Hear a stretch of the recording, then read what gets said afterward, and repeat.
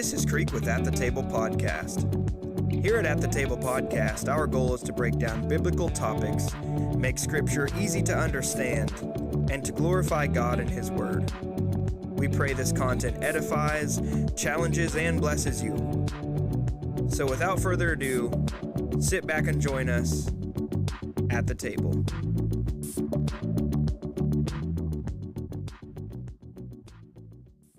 Good morning and welcome to another episode of At the Table Podcast. It is me, your host, Trey, with my two co-hosts, Creek and John. How's it going, boys? It's going good. I would expect something a lot more dramatic. Maybe some music in the background. I'm back in the saddle again. Well, I more so meant like Copyright strike.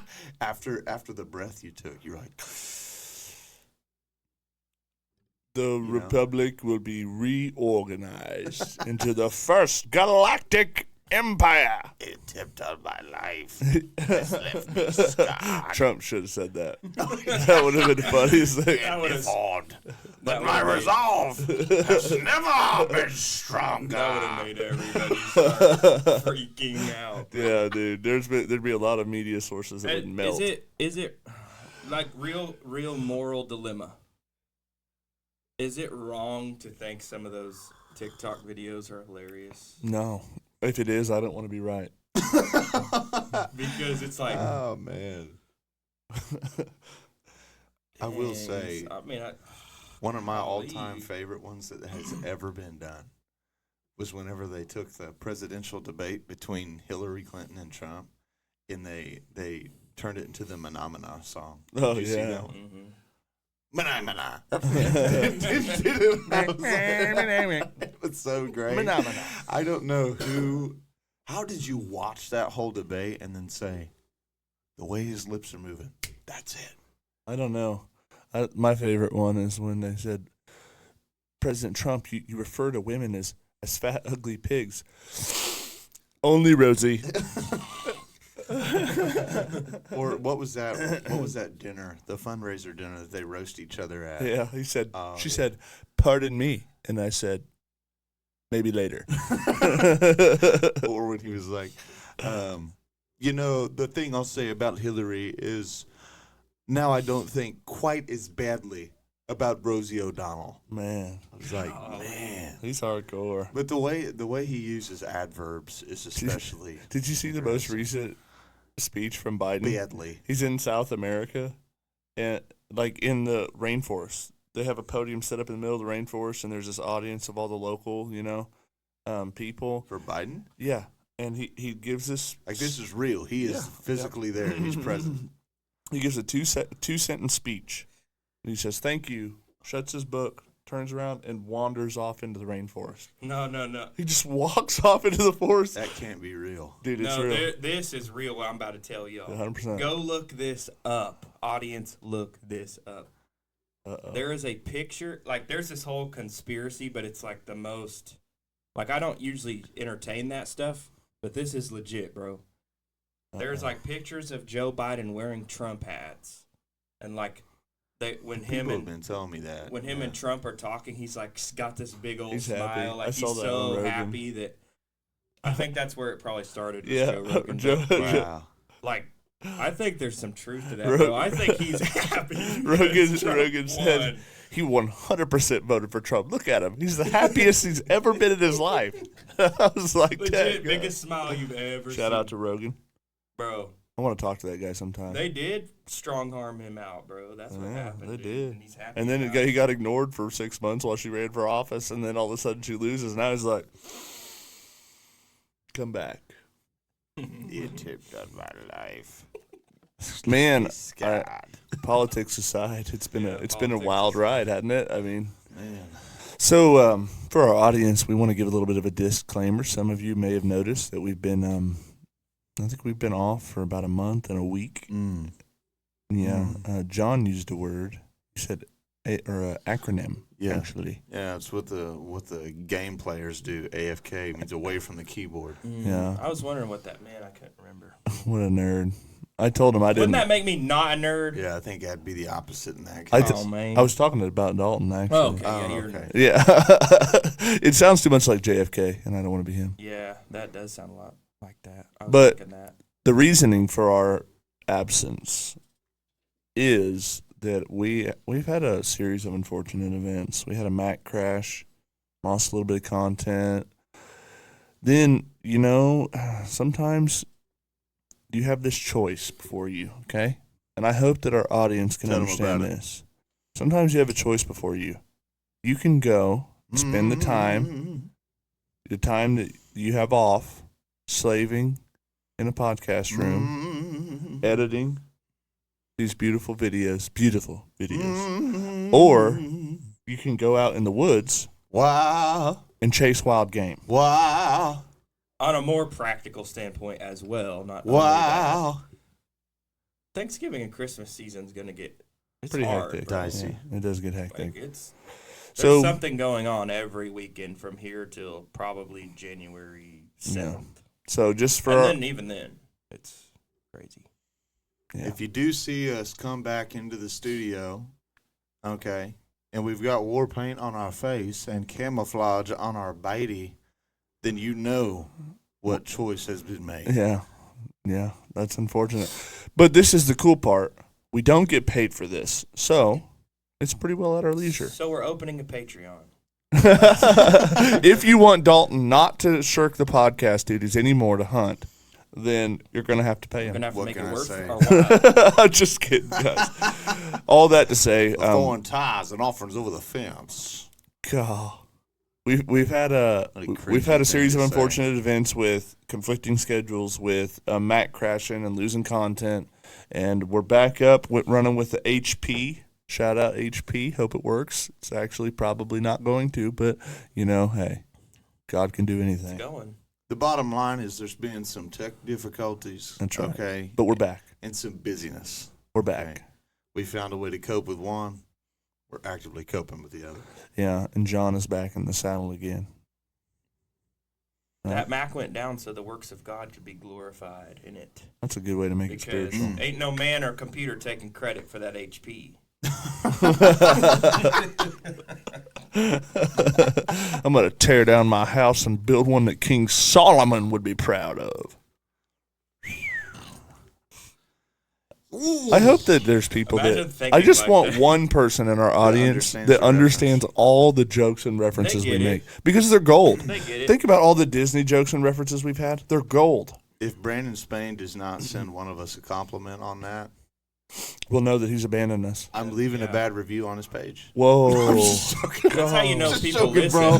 I would not do that to you.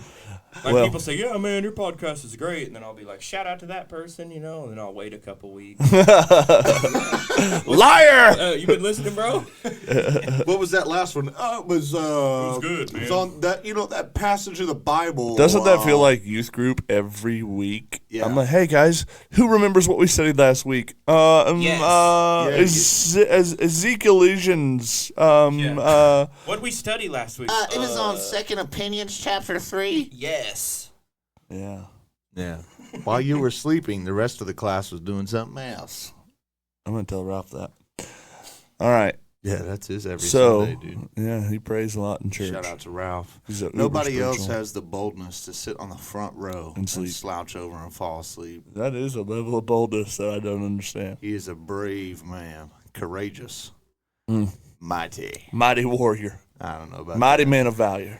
Valier. Valier. Now it's your It's turn. Valier. It's Valier. Okay. So I guess that kind of was and was not our disclaimer. I do have one more thing to say. You'll be happy to know that as I have to read off my phone, you're no longer going to be looking at a broken pink lavender. Thank you, lavender case. So yeah, it was a little sus, but we're glad you're with the camo. Right on. All right. So no. That being said, that's our disclaimer. It was and was not a disclaimer, but you know what? That's we're stretching our legs, okay? We're stretching them out. John, I do have a question for you. What is at the table today? Very great question. We're back in the saddle on our Snake Crusher series, picking up in John. We've got about 3 episodes left for the first half of Jesus' ministry. And then the rest of this series is going to be wrapping up pretty quick. We have a great pivot episode with a guest by the name of Derek Gilbert coming up that will sort of be the bridge between the first half and second half of Jesus' ministry. Just kind of talking about a lot of the Old Testament context surrounding Galilee, sort of helping to flesh out the atmosphere in which Jesus is working there and why he chooses to spend so much time there. What is he trying to answer, or what does he successfully answer? That's a better way to put that. But today we're going to pick up in John chapter 9. And throughout the course of our passage today, we're going to notice a dichotomy, or maybe a different way to put that is like a parallel between a story about a Jewish man's physical blindness being healed and him being able to see, contrasted with the spiritual blindness of the Jews that has been prophesied in the Old Testament, or at least of the Jewish leadership and some of the Jews. So we're going to pick up in John chapter 9. I'm reading in the ESV in verse 1. It says, as he passed by, he being Jesus here, he saw a man born blind. And his disciples asked him, Rabbi, who sinned, this man or his parents, that he was born blind? Jesus answered, it was not that this man sinned or his parents, but that the works of God might be displayed in him. We must work the works of him while it is still day. Night is coming when no one can work, and as long as I am in the world, I am the light of the world. Having said these things, he spit on the ground and made mud with saliva, and anointed the man's eyes with the mud, and said to him, go wash in the pool of Siloam, which means sin. So he went and washed and came back seeing. The neighbors and those who had seen him before as a beggar were saying, is this not the man who used to sit and beg? And some said, it is he. Others said, no, but he is like him. He kept saying, I am the man. So they said to him, then how were your eyes open? He answered, the man called Jesus made mud and anointed my eyes and said to me, go to Siloam and wash. So when I went and washed, I received my sight. And they said to him, where is he? And he said, I do not know. They brought to the Pharisees the man who had formerly been blind. Here we go. Now it was a Sabbath day when Jesus made the mud and opened his eyes. So just jumping in here real quick. Obviously, this will not be the first episode where we've talked about the Pharisees' issues understanding the Sabbath and what people can and cannot do and their frustrations with Jesus. But the first thing I think that's kind of important to note is that in verse 2, it's not the Pharisees or even the rest of the Jewish people that asked Jesus this question, but his disciples, his students asked Jesus, teacher, who sinned, this man or his parents, that he was born blind? Which is kind of an odd thing to ask, because how can you not be born yet and sin and then thus merit blindness as a punishment? Well, that's actually what really stuck out to me, and that probably stuck out to me the most in this passage. And it's funny because, I mean, I know they don't mean to, but that is a very Pharisaic question to ask. Yeah. Like, if you really think about it, like, yeah, what a toxic, weird thing to think. Like, help, his parents must have sinned, or he must have sinned. That's why this is happening. I know that God judges, of course, but it's just, I think that it really shows the human nature problem that Jesus is really here to fix. Yeah. And not just, because Jesus says, so that, wherever it is, that 3. the glory of God will be shown in him. Yes. I didn't even realize that. The power of God could be seen in him. That is also not only making this man no longer blind, it's attacking a heart issue of people around. Yeah. Yeah. Yeah. I think that, first of all, you made a joke in the beginning of the podcast about the HP. Yeah. And I didn't even realize you were referencing that until just now. So that was pretty clever.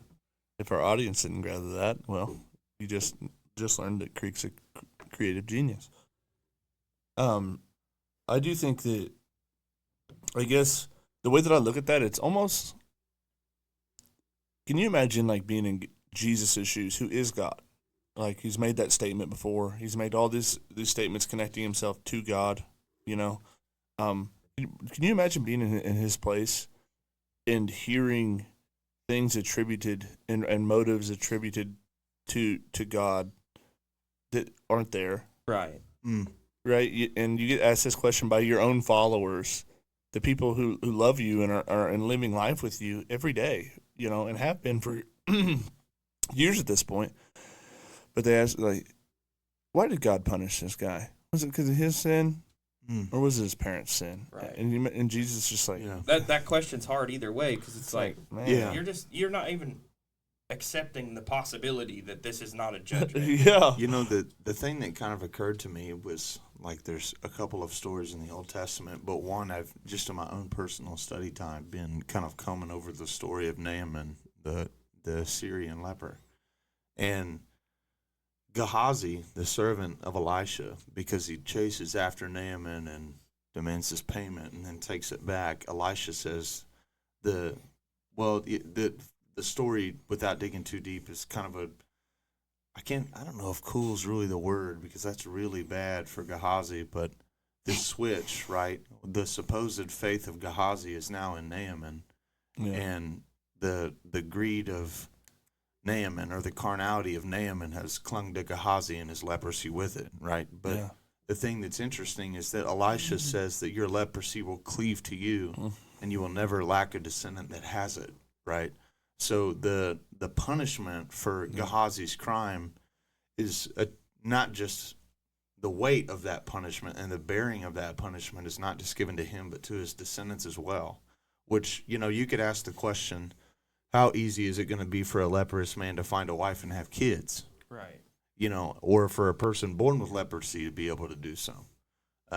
But that being said, you know, scratching all that, you've also got like passages in the Old Testament, like in Exodus, right, where God says, for I will visit the sins of the fathers to the children, and to the children's children, to the third and fourth generation, right? Yeah. But then he says, to those that love me, I would pardon the iniquity for 1,000 upon 1,000 of generations of those that love me. So God's mercy and grace clearly outweighs his desire to punishment.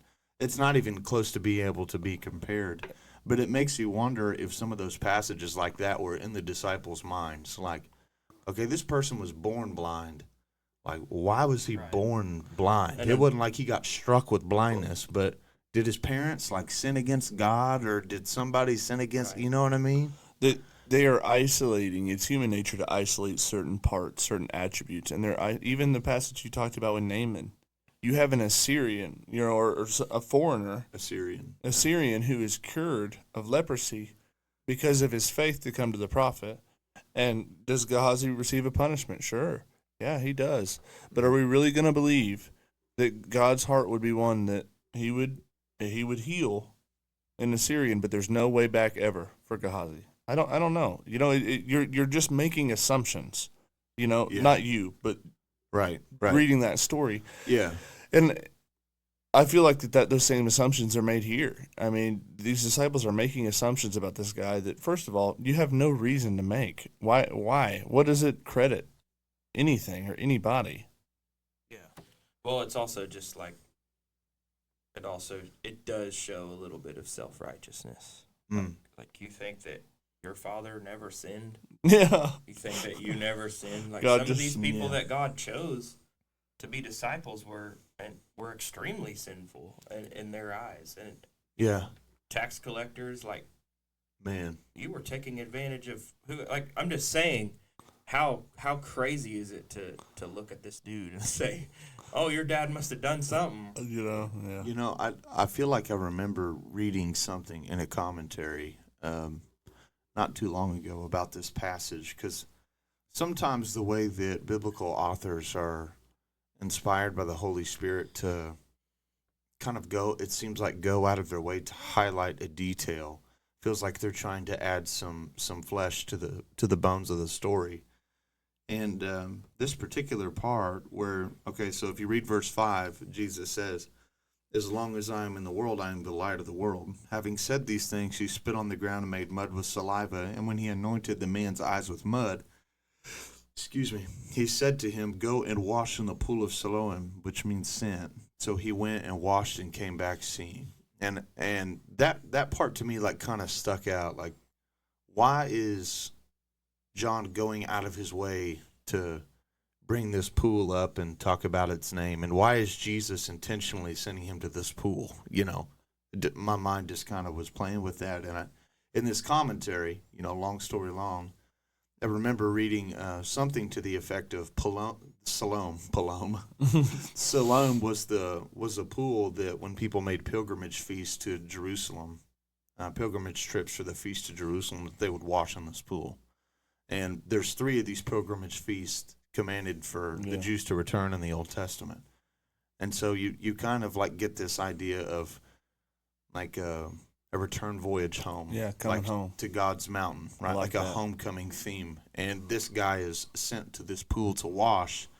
And the crazy part about his story is going to be how he is received after he makes his pilgrimage trip home, so to speak, after God bids him to come home and to come home clean.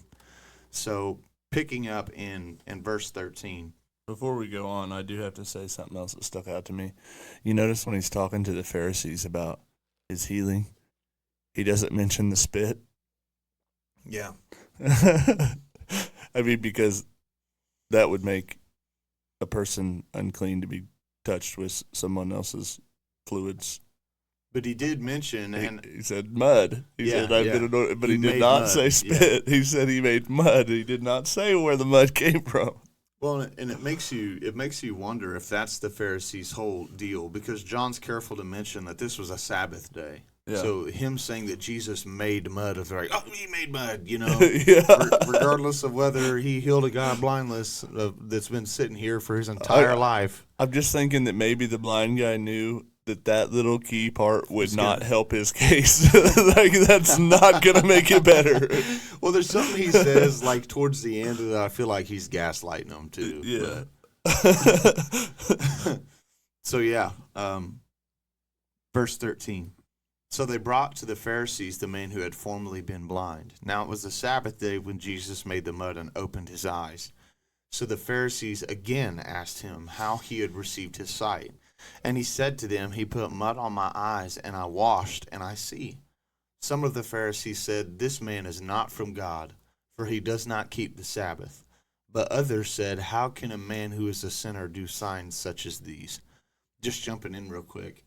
Again, keeping with John's theme, like every one of the miracles that he fleshes out that Jesus does, he uses this word. It's a sign. Yeah. It's a sign that points to the deity of Christ, to him being the Messiah, God who has come in the flesh to visit his people. And apparently the Pharisees use that word too, because others say, how is a man who is a sinner able to do such signs?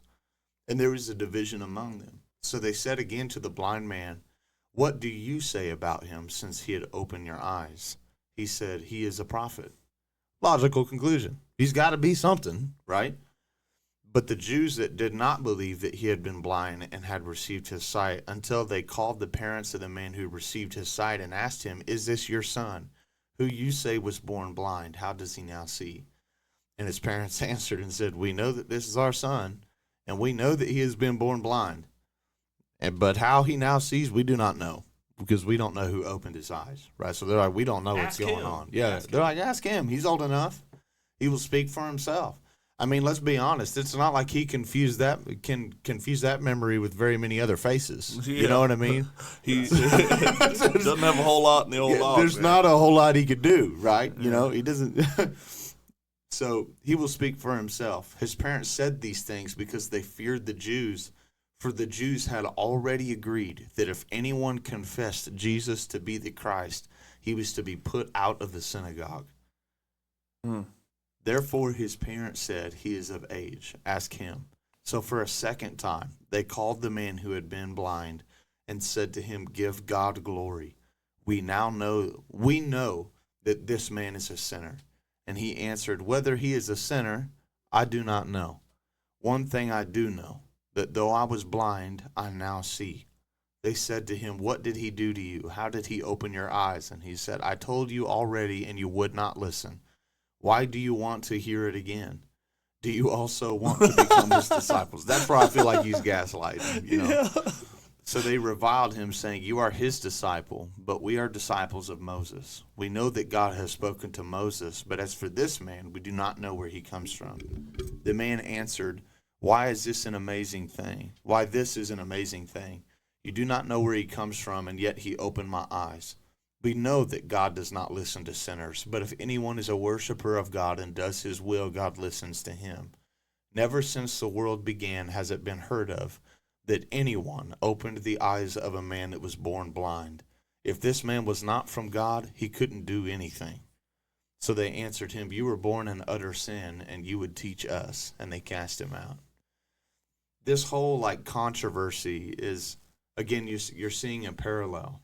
Yeah. There's the eyes of people, and their physical eyes seem to function flawlessly, in spite of the fact that he's having to explain this story 5 times to them. And he literally has lived in the same town as them from his birth. Yeah, blind, begging at the at the door, right? Probably as close to the temple as he could possibly get. Yeah, because a temple is a place that you're coming to spend money for sure, right? You're coming to be able to purchase lambs or buy something at the exchange tables. And if a person is going to receive generosity, he's not going to. He's hoping you're going to feel spiritual. He's not going to receive it in the Roman quarter. There's probably 2 places. Yeah. Go to the drinking hole where everybody's lubed up, or you go to where they're spiritual and feeling generous. Practically speaking, that's just where you want to be. Yeah. Hope maybe they drop their coin purse or something. Well, it shows you too, something about this guy. I don't know. This is just beautiful to me in the story. So his eyes are anointed with mud. I'm kind of backtracking here.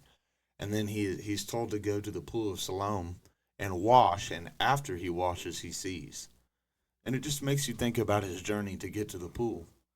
I don't know where he was in proximity to it, but he's counting on the graciousness of everybody that's nearby to not be like some stupid teenager and say, it's due south. Just point him in the opposite direction of the city.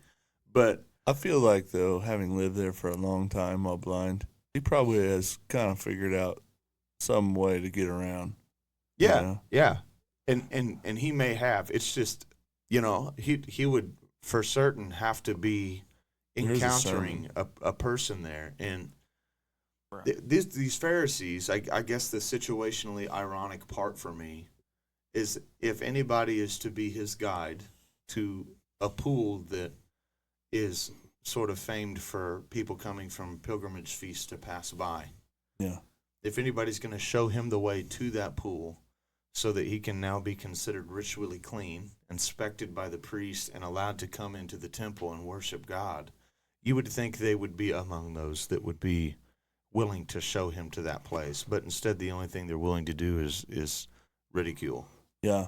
I think that 2 things, and most of them, because some of them are like, oh, we don't know. Yeah. This has never happened before. On the second thing, I want you to read that Isaiah verse, because I think that's really going to tie in here.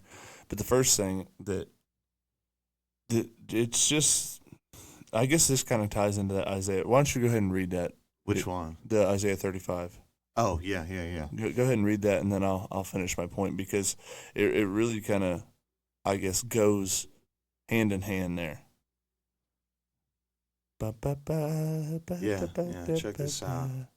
The subtitle of this chapter is "The Ransomed Shall Return," which is super cool. Wild. The wilderness and the dry land shall be glad, and desert will rejoice and blossom like the crocus.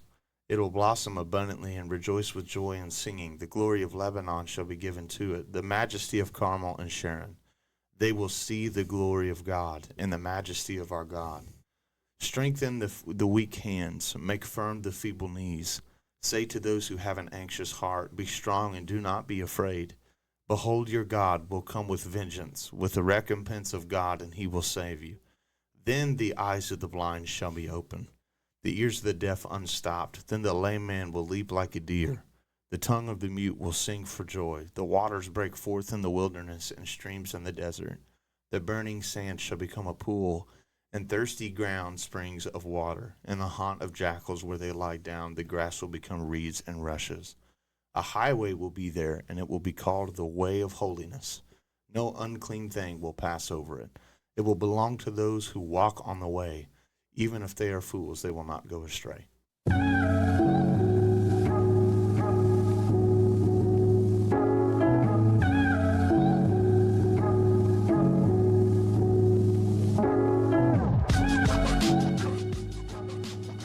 We hope you're enjoying the show. If you are, give us a rating, review, and send this podcast over to a friend. If you want to contact us, email us at thetablepodcastmail@gmail.com. You can also find us on YouTube, Facebook, and any other podcasting platform. Ask us about merch, recommend topics or interviews, or just tell us what you think of the episode. Thank you for listening. Now, let's get back into the show. So the reason why I wanted you to read that is because first of all, it just perfectly overlaps this story in John. But, there's the first half of the Pharisees, right? And they're like, hey, how could he do these signs? If they call them signs. They refer to them as signs. And it says that no one even, like the authors, makes a point to include that no one has done these signs. No one has brought sight to a blind man. And so you would ask yourself, these masters of Torah, where should be the natural inclination for your mind to go? If you're trying to weigh, because there's conversations about Moses, there's conversations about prophets, everything that they talk about, everything that they know, everything that they see is being compared to the Torah. If you had to compare what's happening in front of your, in your town, in front of your face, to something in the Torah, you would have to go there. Yeah. Because where else does it talk about? You're not going to find a passage in the Old Testament that talks about blind eyes, lame men leaping, and all of this stuff that isn't going to be, even by their standards, their watered-down version of Messiah, being some political figure or whatever. You're not going to find a passage in the Old Testament that references these things that isn't messianic. But what is the response? They had already decided, anyone who proclaims that Jesus, not that he's God, because that is not what they say, that anyone that proclaims that Jesus is the Christ, so the anointed one, the Messiah, should be put out of the place of worship, barred from worship. What a wild thing to do. And you have the first half of them that are kind of arguing about it, like, we don't know. And then the second, and whenever they ask this man, like, what do you say about this guy? Who is he? What is he? And he said, well, he's a prophet. He's got to be a prophet, right? There's no other, even if you're not going to make any concession further than that, right. Bare minimum, he's a prophet. And they even get bound up about that. It just shows their unwillingness, and it reminds me of different Old Testament passages that talks about God purposely blinding eyes. The fact that they can't see, they're just unwilling to, and it just blows me away. Well, and also with his parents kind of shifting I don't know what happened. Ask him. It's kind of sad, and this is a little bit of conjecture, but you don't hear anything about them, and all you hear about is that this man was begging and spent all of his time begging. I know if my son were born blind, I wouldn't be cool with him just begging all the time. Maybe they need money. I don't know the situation, but it just feels like they kind of don't want him, or maybe he's just an inconvenience, and it's just unfortunate. Like, if my son were healed from blindness, you think you'd be pretty happy? I would be ecstatic. I'd be like, you guys are dumb. Like, what? Forget your place of worship. Yahweh ain't listening. And it's funny that you say that, because the way that he responds to these Pharisees, because they say, you're his disciple. We're not his disciples. We're disciples. We're followers of Moses. We know that God loved him. We know that he saw God and talked to God and all this stuff, even though he never healed a blind person. But that's their response to him, and I love the way that he responds back. He says, I love the ESV here. He says, the man answered, Why? This is an amazing thing. You do not know where he comes from, and yet he opened my eyes. We know that God does not listen to sinners, but if anyone is a worshiper of God and does his will, God listens to that man. Never since the world began has it been heard that anyone opened the eyes of a blind man born. If this man were not from God, he could do nothing. Yeah. The NLT says, why, that's very strange. He healed my eyes, and yet you don't know where he comes from. That's my point in talking about like the Isaiah 35 passage. It's exactly what this guy is thinking. It's like, you've been here for my entire life, and what does he say? Those who worship God and does his will, God listens to that person. Yeah. Man, and it's crazy. What's he doing for you? The Pharisees said, you were born a total sinner. Like, dog, God just healed this man and blessed his life. God showed up in my life. God healed me. You better. What's he doing for you, brother, man? Well, in fact, you just seem like you're bitter all the time about everything. Well, it's amazing because they tell him, like, give God glory. We know that this man is a sinner, right? But the very first part of that ransom shall return Isaiah 35 passage where you can definitely find tie between John chapter 9 and this passage, a fulfillment of that. If you read the end of verse 2, it says they will see the glory of God and the majesty of our God. And the glory of God is anthropomorphized in the angel of Yahweh / Jesus in the Old Testament numerous times, especially by Isaiah. It calls it like the arm of the Lord being bared for the nations, right? This idea that this is God's arm, but if it's God's arm, that means an extension of God. By virtue, it is God, right? And Jesus is here showing them his glory, right? And this man is giving God glory. And they're saying, give God glory. We know this guy's a sinner. And he's like, nobody from the beginning of the world has known this before. It's almost, when he says that, to me, it calls you back to Isaiah 35. Because why would that be prophesied of a Messiah, right? Unless it had not been done. That the eyes of the blind shall be opened, the ears of the deaf unstopped, the lame man leap like a deer, the tongue of the mute sing for joy. Every one of these things in this passage, it's like this man's trying to call them to, like what Jesus said to John's disciples when they said, hey, John wants to know, are you really the one we wait for? Ask him. Or should we search for another? And Jesus says, tell him what you see. Yeah. You see the scriptures being unfilled before your eyes. The lame man is leaping like a deer. The blind person is seeing. The poor have the gospel preached to them, And you just find the Pharisees, just so tragically, a group of them, on the opposite side of that stick. And not because, at least it doesn't seem, it's not because God does not want them to have that opportunity. That's good. But because, like Pharaoh, you stiffen your own neck and harden your own heart, then by virtue, that's kind of what ends up being the case. I've been reading a book because our pastor preached a sermon out of it, a sermon series based on it called "The Prodigal God" by Tim Keller, and it just reminds me of that story that we call the prodigal son, right? And you see it play out in real time in this way, where their response after he basically tells them, like, you don't know where he's from. Yeah. Like, he just healed me, buddy. What do you mean you don't know where he's from? Who have you healed? What have you done? Their response to him is to say, well, you were born in utter sin, and you would teach us. And it's like, it's that older brother, right? That it's the older son who says, like, I'm not coming in. I'm not going to come into the feast. Yeah. I've been with you always, and what have you done for me? But this one born in utter sin, you would heal him? And it almost hurts to read because you're like, how could you be so dense? How could you be so dumb? And what it really is how could you be so blind? Man, yeah. You think that he is blind because of sin that either he committed or his parents.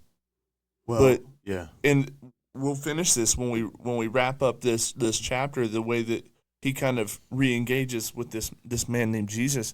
But you think that he's blind, buddy. You're blind.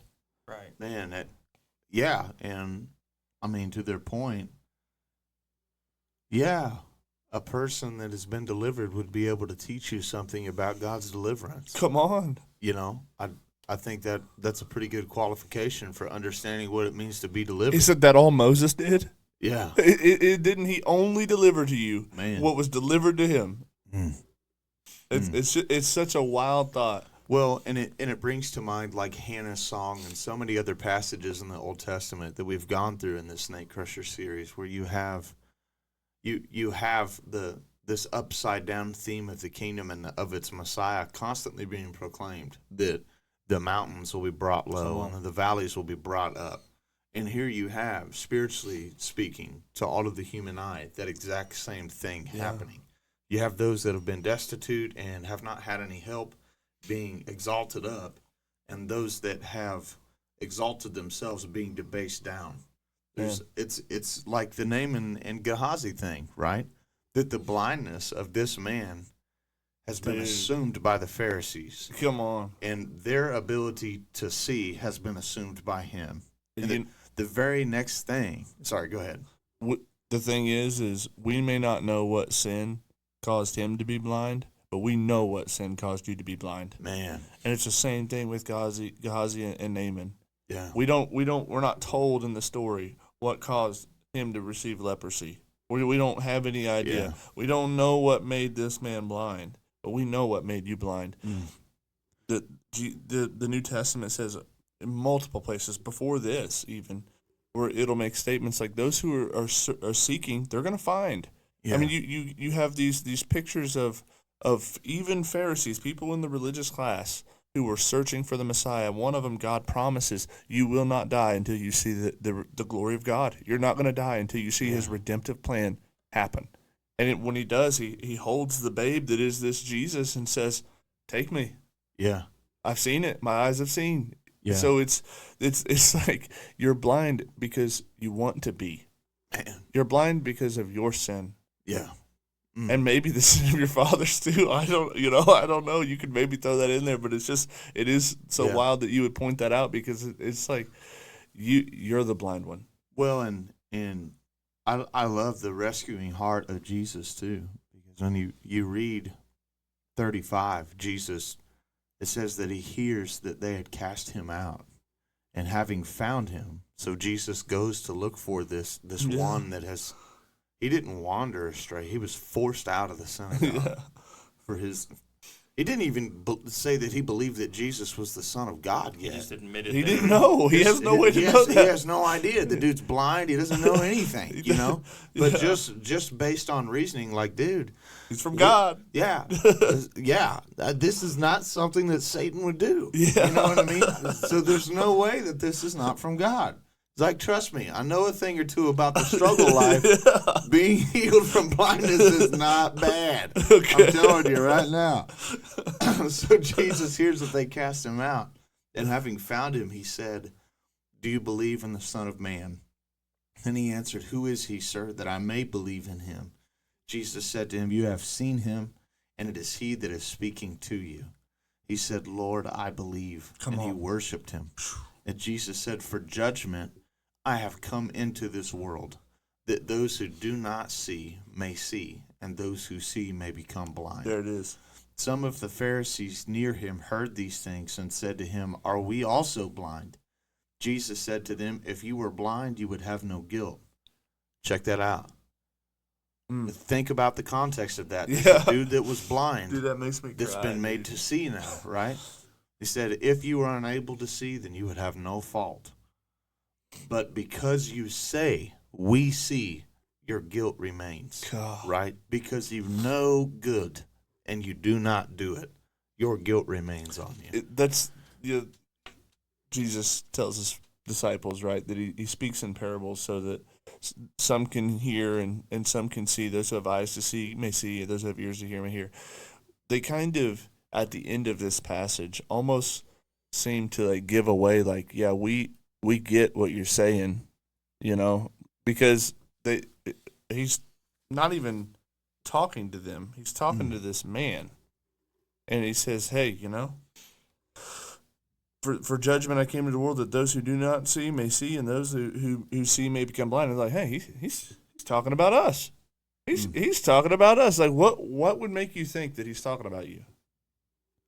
But man, that shows your guilt. That you can decipher that as an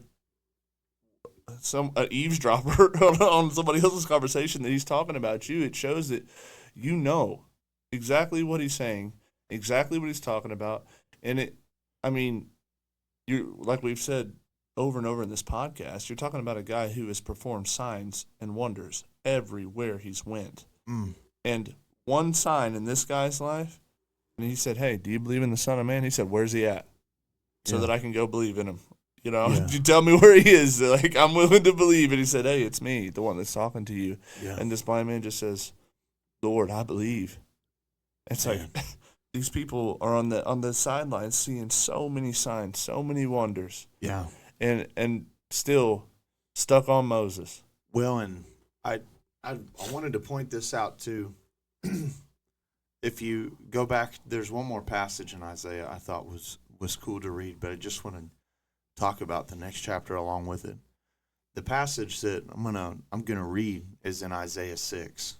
It's the same one that starts with, in the year that King Uzziah died, Isaiah sees the Lord sitting on his throne, high and lifted up, and the train of his robe fills the temple. Come on. So he has this vision of God. He sees God, right? If you go down to verse 6, Isaiah says, verse 8, I heard the voice of the Lord saying, whom shall I send? Who will go for us? Then I said, who am I? Send me. And he said, go and say to this people, keep on hearing, but do not understand. Keep on seeing, but do not perceive. Make the heart of this people dull, and their ears heavy, and blind their eyes, lest they see with their eyes, and hear with their ears, and understand with their hearts, and turn and be healed. Then I said, how long, O Lord? And he said, until the cities lie waste without inhabitant, the houses without people.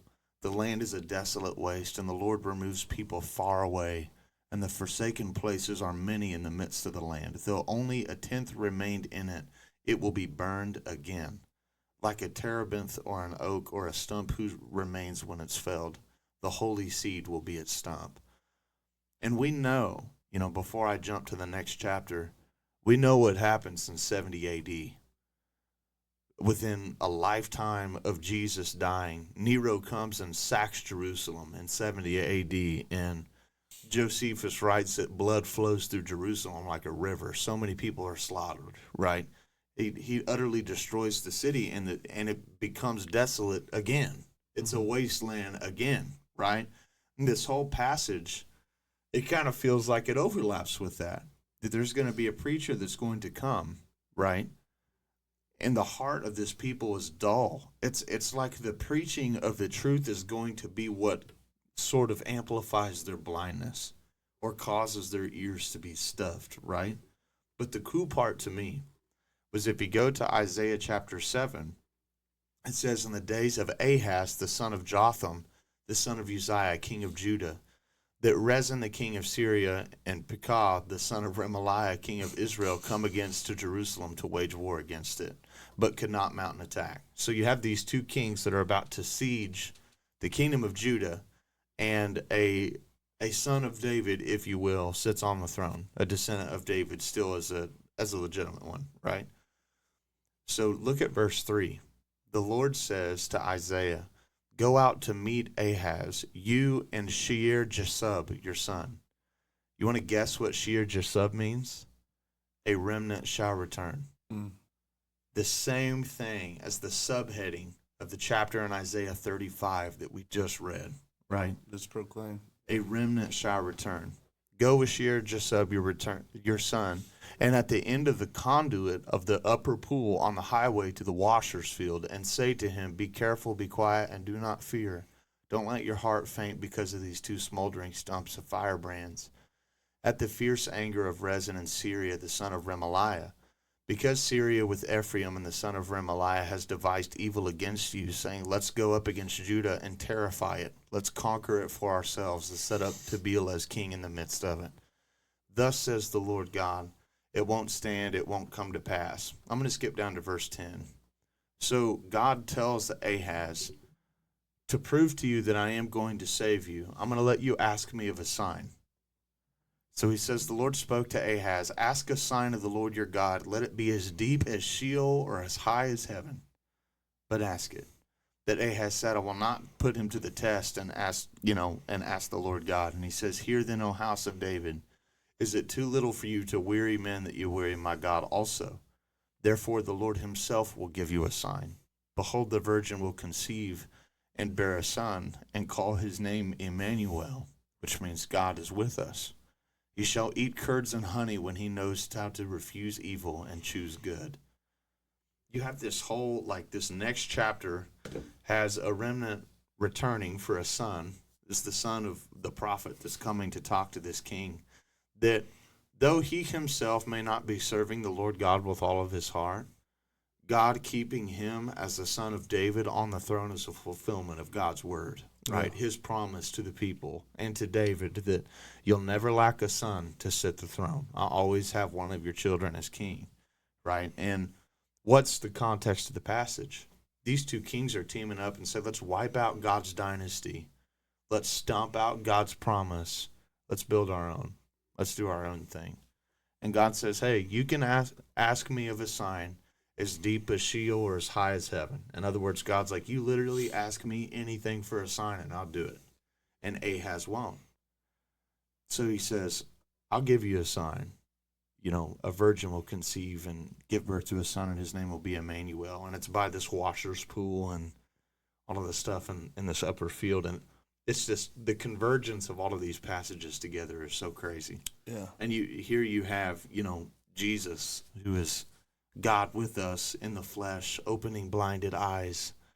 And if that wasn't enough to be a sign to you, beginning our first plane landing as a Pharisee, because I think of this stuff to myself a lot, I've lived a long time as a person trying to love and follow Jesus, and I have found that I have been wrong more than I have been right about a lot of what I want God expected of me, thought of me to do in my life.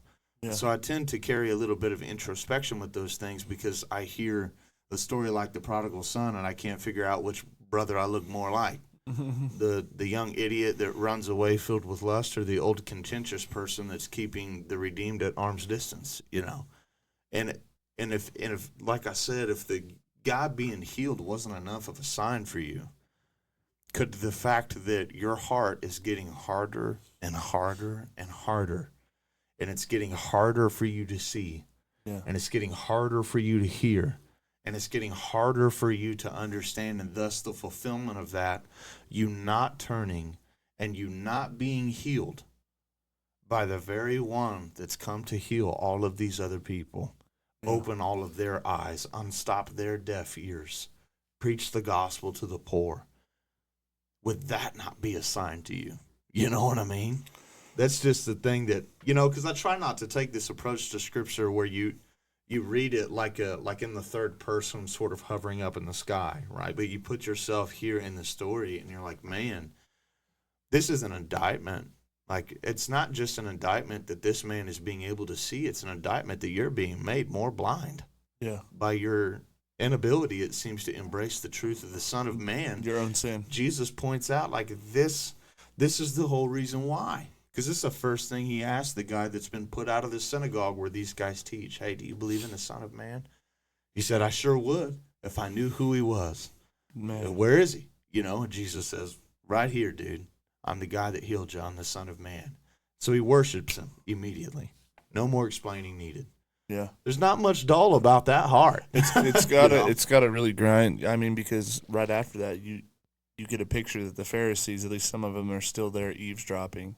And so they see this response and of the man to this one who calls himself the Son of Man, which has other, like Daniel and all these other Old Testament prophets who speak of this coming figure. And I'm just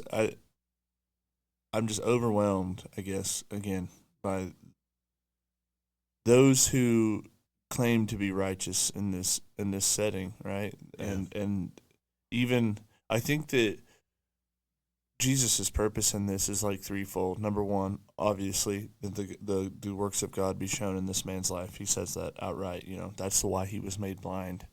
But also, I think that God made this man born blind so that, number one, his disciples could learn a lesson here. Yeah. The people who think that they're without sin are really the ones who are in sin.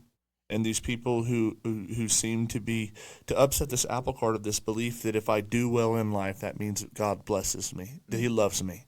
I'm just a little bit more favored than you. And because that seems to be the way that they look at things. They look at these Pharisees who wear these long tassels and they love the seats of honor, as Jesus accuses them of, and they would say, like, oh, God must really love that guy.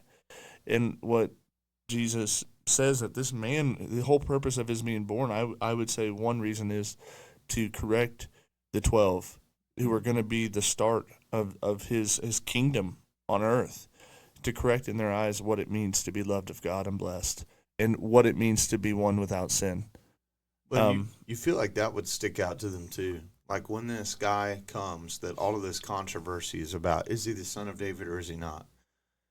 And it would be different if he was just a really good preacher that fired people up and looked like he was building an army. But he's not really doing that. He's intentionally always engaging the poor and the downtrodden and the outcast, and here specifically to proclaim the good news of the kingdom of God, but not in such a way that it seems like it is a physical revolution being rebooted in Israel to overthrow physical overpressors. Yeah. Jesus is attacking something very much different that will certainly lead to a physical freedom as well, right? But he's here to preach the good news of the kingdom, and it seems like they're always in the place where they're trying to shut it down, And when I was reading this passage in Isaiah, honestly, the first thing I thought of was John, where the Pharisees come out to see John, and he's baptizing in the wilderness. And he tells them, you brood of vipers, who has warned you to flee from the wrath that is to come? Yeah. Right? So, it's like before Jesus ever engages them, John already knows he's come to set these free, and he's come here to judge you. And Jesus says in this passage, for judgment I have come into this world, and arguably quotes this Isaiah passage so that those that are blind may see, and that those that claim to see may be made more blind.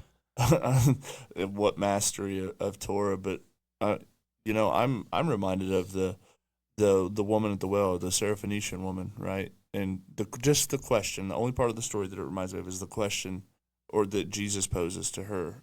Where he says, "If you knew the gift of God that stood before you," and these religious leaders, I mean, they make these statements about him, like saying, well, we know he's a sinner. We know that. And it's like, do you? Yeah. Do you know that? It doesn't really feel like you know much anything. You know what I mean? Because if you knew the gift of God that was standing before you, that even a blind man can see. That's the crazy upside down, as Dr. Heiser would say, the upside down gospel message that the contrast is just so extreme that even someone who has literally been blind their entire life falls on his face and worships him, says, Lord, I believe. And those who have been immersed in Torah, those who have been immersed in religious structure their entire life, they can't see it. Yeah, and he can't quote Moses not like they can, They would probably be more familiar with the story of Naaman than he would. But it's like he's taking the place of God to the people and saying, come now, let's just reason together for a minute here. I mean, it's like, have you ever seen this happen before? Healed me. Okay. Well, and you got to think, he's talking to people that do have mastery over the Old Testament, and he's saying, has it ever been heard? And this in the Torah and Tanakh, is documented the beginning of the world. It's Yeah. Genesis, right? So he's essentially asking them, hey, from Genesis to Malachi, have you ever heard of a person that was born blind being made to see? Yeah. Have you ever even heard it among the witch doctors? Do you ever hear of it? No, you haven't. But this guy's doing it. And it's not like he's going around preaching a bunch of craziness either. You know what I mean? What's crazy, the craziest part is you brought two passages from Isaiah. One which it would seem like this guy is living in the middle of, right? Yeah. This messianic sign he is literally living through. He's been blind and been healed.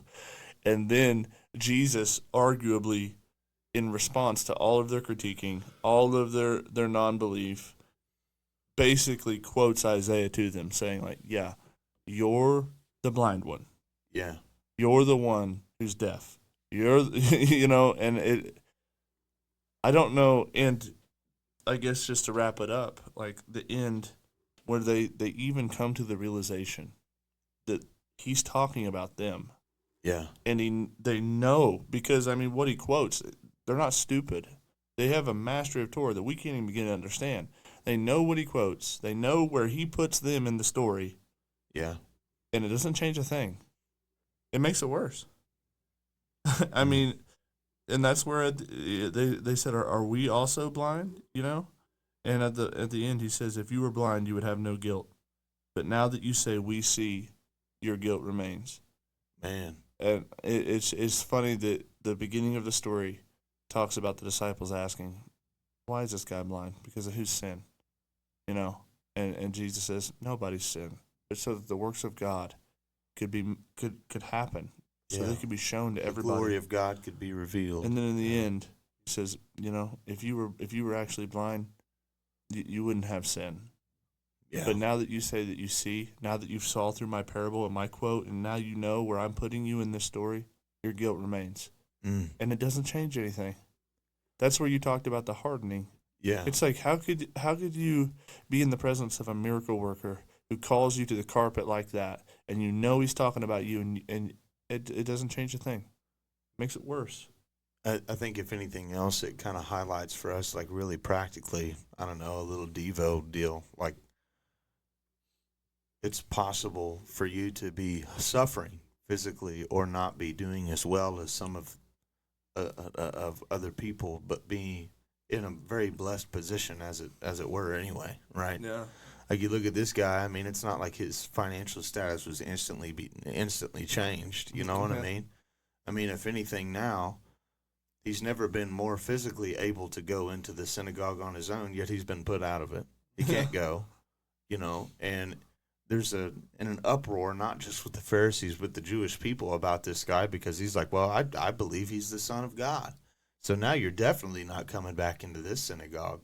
Yeah. And anywhere else you go in Jerusalem, controversy about this man in Jerusalem and in Galilee is at an all-time high, So his position physically, like, it seems like you naturally rejoice with him in the text that he is cured of his blindness. But that's not really what commands the most rejoicing out of you. It's whenever you read this whole portion of those they've already got the equipment to be able to see and know, and they don't do it. But someone finally falls down and worships God. Somebody finally does actually give God glory. Like, yes, you are the Son of God that has come into the world, I believe. Yeah. That's good. Well, Greek, you have anything to add? Nope. I think that for the all intense and I can't say the word intense without thinking of like living intense or something, but like Sukkot or something. I don't know. But for all intents and purposes, don't judge me. I think that wraps up this episode. It's been a good one. I pray that it finds you blessed, and from all of us here at the Table Podcast, we bid you adieu. Be good. Godspeed. See you later. This